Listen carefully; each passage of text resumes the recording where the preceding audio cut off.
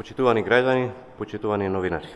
Репресивната казнена политика, која што во минатото беше селективна и служеше за притисоци, закани и за уништување на фирмите, ја менуваме со праведна казнена политика, што ќе биде вистински коректив во работата на фирмите.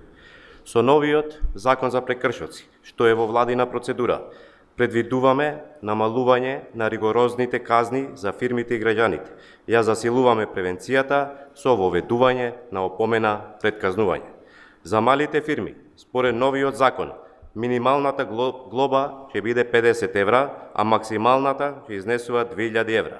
За споредба, во стариот закон, максималната глоба изнесуваше 5000 евра, што значи глобите за малите фирми се намалуваат за 2,5 пати.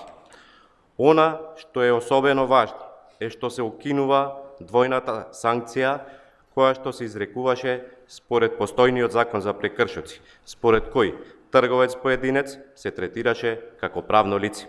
Со новиот закон, трговец поединец и малите и микрофирмите ќе се третираат според законот за трговски друштва како физички лица и нема да плаќаат двојни казни, еднаш како физичко лице и еднаш како правно лице. Заврши времето на изживување врз компаниите и граѓаните. Заврши времето и на драконските казни. Владата, предводена од Социјалдемократскиот сојуз на Македонија, воведува нов столб во казнената политика, а тоа пред се е превенција и опоменување пред изрекување казна. Опомената ќе се изрекува ако прекршокот се состои од неисполнување на пропишаната обврска или е нанесена штета, а сторителот пред донесување на одлуката за прекршок ја исполнил пропишаната обврска, односно ја отстранил или ја надоместил штетата.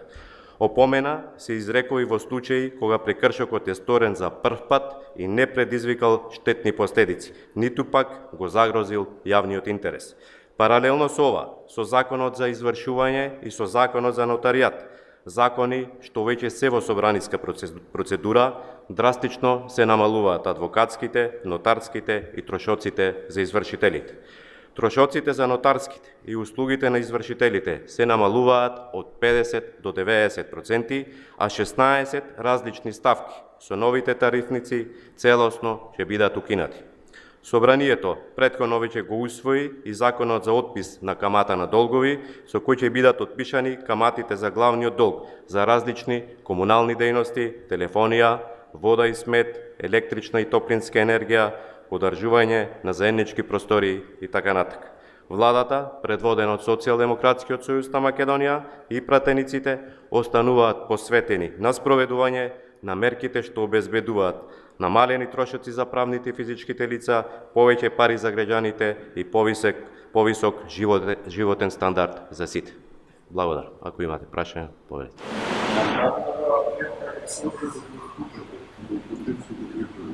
Значи, овај, кога станува збор за приходите од глоби, представуваат составен дел на приходната страна на буџетот.